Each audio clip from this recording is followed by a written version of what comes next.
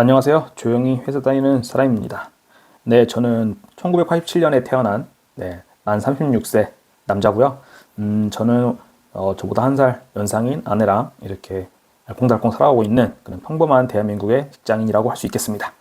네, 저는 그 노후 대비 그리고 재테크에 대해서 이런 이야기들을 영상으로 남기고 있는 뭐 그런 소규모 유튜브 채널을 운영하고 있는데요. 오늘 좀 생각, 그동안에 이제 제가 이래저래 생각을 퍼뜨려놨던 거를 이 영상에 정리를 좀 해보려고 합니다. 주제는, 인생을 쉽게 사는 법, 더 늦기 전에 S&P 500에 투자하기라는 건데요. 무슨 말인지 이어서 설명해 보겠습니다. 제가 어제 올린 영상에, 좋은 댓글이 있어가지고 퍼와봤는데요. 한 세대 만에, 일반적인 사람이 부자가 되려면 부모님에게 받은 자산이 있어서 그걸로 꾸준히 투자를 한 사람, 어느 정도는 이제 최소 은수저 이상은 돼야 한다, 뭐 그런 말이겠죠. 아니면은 사업으로 대박난 사람, 혹은 엄청나게 큰 리스크를 견디면서 재테크로 대박이 난 사람, 비트코인으로 대박난 사람들이 좀 그런 케이스였겠죠.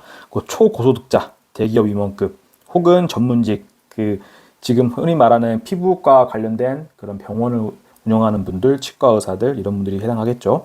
혹은 복권이 당첨돼서 일확천금했다고 확 써버리지 않고 그거를 꾸준한 재테크를 해가지고 빌딩을 산다든지, 혹은 뭐 고배당주 투자한다든지 이런 식으로 일확천금을 한 사람들, 혹은 정말 이거는 돈복이 타고 나서 내가 뭘 주식 투자하든 아파트를 사든 사자마자 오르는 사람들, 정말 드문 케이스겠죠.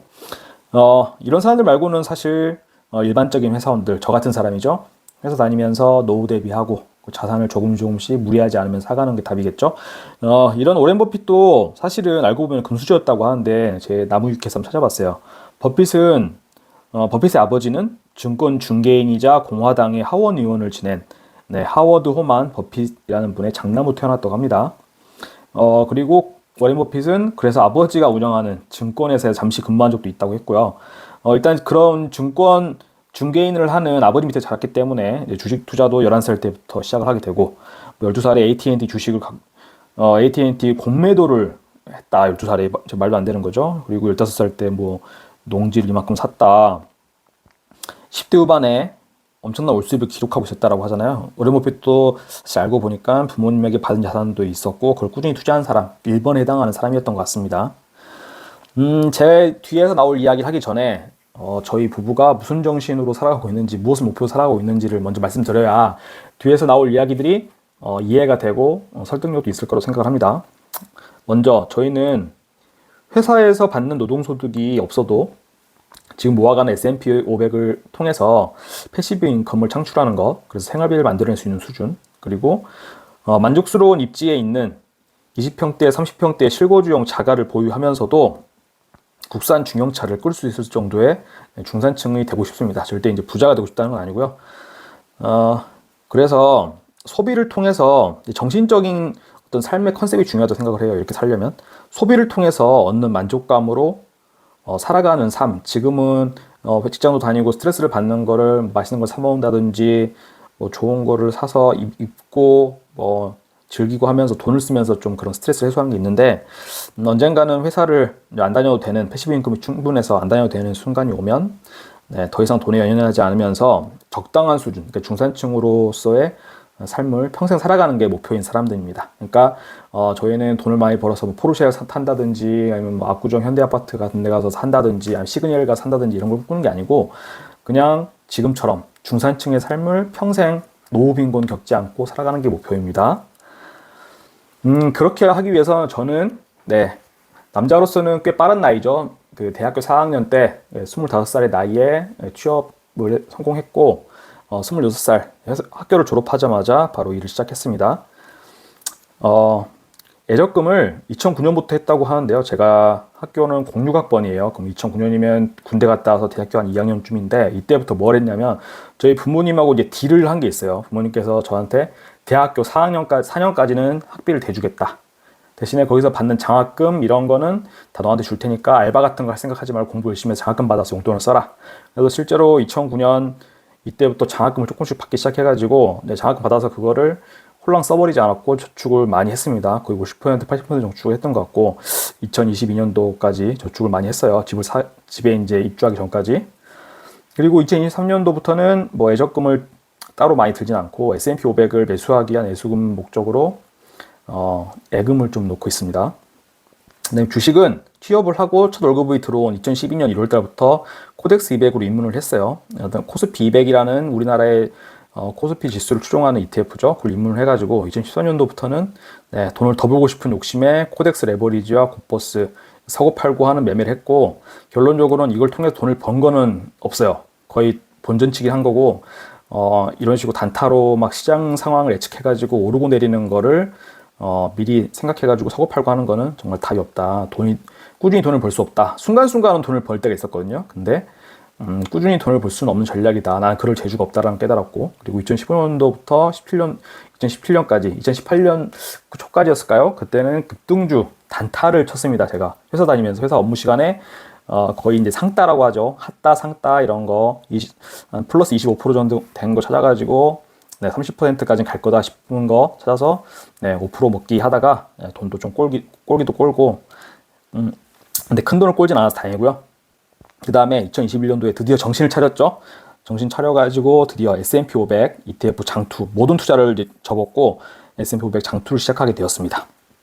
부동산은 제가 결혼을 하면서 2018년도에 결혼을 했거든요. 그래서 2018년도 말에 처음엔 신혼집은 전세로 시작을 했고, 와이프랑 경기도 신축 아파트의 분양권을 전매를 했어요. 전매 받아가지고 입주는 2022년도에 그 아파트에 입주를 하게 됐는데, 그 사이에 뭘 했냐면 인천 아파트 하나를 갭 투자를 했습니다. 그래서 직접 구축이었기 때문에 반셀프 인테리어 업자들 고용해서 하는 반셀프 인테리어를 했고요. 근데 그 아파트를 2022년도에 어떤 사정에 의해서 매도를 했고, 거의 본전에 이제 매도를 했습니다. 그래서 지금까지 보면은 자기가 자산을 불려온, 그거는 아이러니하게도 주식으로는 못 불렸다고 봐야 되고, 부동산으로는 지금 살고 있는 집을 수익 실현을 하지 않았기 때문에 지금 벌었다라고 볼 수는 없죠. 이게 분양받은 거의 뭐 프리미엄은 거의 안 주고 분양권을 샀기 때문에 여기서 시세 차익이 좀 나긴 할 걸로 예상이 되지만, 아직은 부동산으로 돈을 벌지는 못했다. 그리고 예금이나 적금, 이게 저희 집 자산에 큰 기여를 했는데요. 그래도 아끼고 모았기 때문에 이렇게 아파트를 살 수 있는 그런 미천도 됐고, 그리고 S&P 500도 지금 1억 넘게 투자할 수 있는 미천이 되었죠. 그 다음으로 좀 자세하게 주식으로 인생 역전을 꿈꿨던 그 시절에 대한 이야기를 해볼게요. S&P 500의 연평균 성장률은 이제 대충 9% 정도로 보잖아요. 9에서 10% 정도. 저는 그 2012년부터 주식 투자를 시작하면서 점점 주식에 빠져들면서 어떤 생각을 했었냐면은, 난 수익률 한 30% 정도 낼 수만 있으면 1억 정도 만들어가지고 한 10년 그렇게 수익 내면은 뭐 12억 7천, 13억 정도는 돈을 만들어낼 수 있을 것 같다. 그래서 열심히 공부해보자. 주식 연평균 수익률 30% 만들어보자. 이런 식으로 기도 매매를 했던 것 같아요. 허송세월이었죠. 하지만 현실은 1억 가지고 뭐 9% 정도 수익을 낸다고 하면 2억 3,600, 이것도 내가 10년 동안 포기하지 않고 해야지 2억 3천이라는 최종 금액, 총 수익 1억 3천 정도 되죠?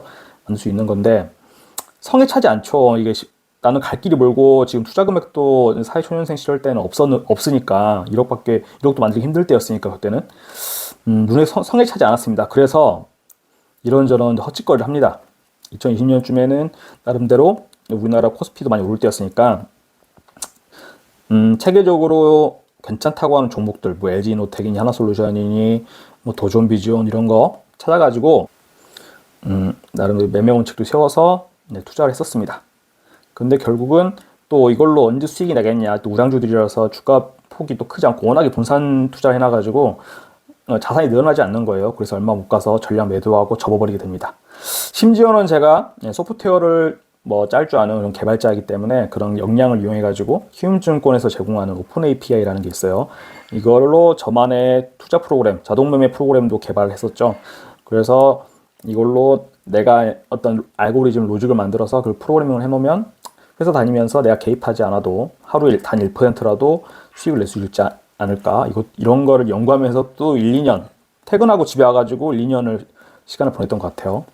그 정도로 제가 주식에 진심이었고 노력을 많이 했었다 말씀드리고 싶고, 그렇다면은 우리나라는 역시 근데 아파트 투자가 답인데 내가 혹시 아파트 투자에 좀 더 관심 갖지 않고 주식에 연연하다가 호송세월한 거 아닐까 싶어가지고 뒤늦게나마 2021년도에 인천에 한 구축 아파트를 싸게 매수해가지고 돈을 최대한 투자금을 줄여야 되기 때문에 인테리어 업자들을 직접 고용했죠. 주방, 싱크대, 보수 하는 업자 불러서 일정 잡아서 이게 일을 드리고, 샤시도 제가 직접 찾아가가지고 싸게 이렇게 했고, 화장실도 미장까지 싹 새로, 덧방이라고 하죠. 타일을 새로 위에 더 씌우는 거, 네, 그런 것도 했습니다. 그래서 보통 이 정도의 아파트면은 1,500에서 2,000원 들어가는 돈을 저는 900만 원에 새 집처럼 만들어낼 수가 있었죠. 정말 좋은 경험을 했던 것 같습니다.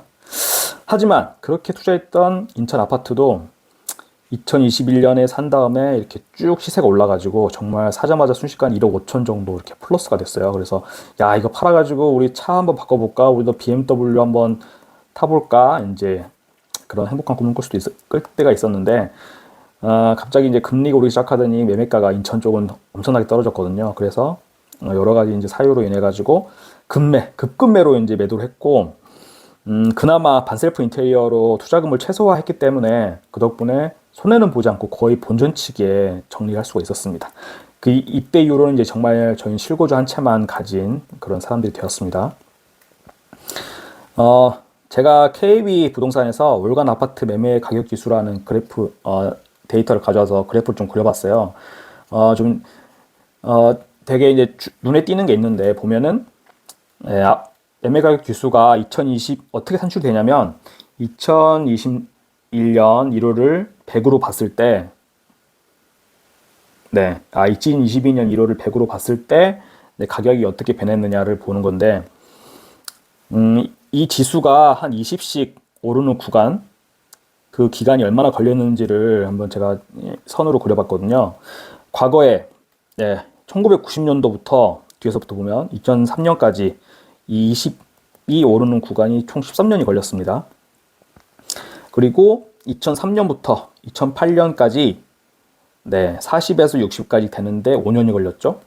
그리고 2008년부터 2020년까지 12년이 걸렸습니다. 그래서 저희 회사의 부장님들 이런 분들은 예전부터 이제 이 구간대 집을 갖고 계시다가 집값이 오르지 않았잖아요. 보면 거의, 심지어 이제 서울 아파트 선을 보면은 오르지 않고 횡보하다가 떨어지기도 하고 이랬기 때문에 이 기간을 못 참아가지고 2017년, 18년 이때 집값이 좀 오르기 시작하니까 근데 올랐을 때 후딱 팔고 무주택자가 되신 분들도 많은 걸로 알고 있는데, 이렇게 긴 기간을 놓고 보니까 제가 이제 직접 이제 집을 사실 수 정도의 자산이 일궈져가지고 아파트에 관심 가졌을 때 시점을 보니까 불과 1년 반 만에 지수가 80에서 100까지 올랐죠. 급격하게. 과거의 역사상 이렇게 급격하게 올랐던 적이 없더라고요.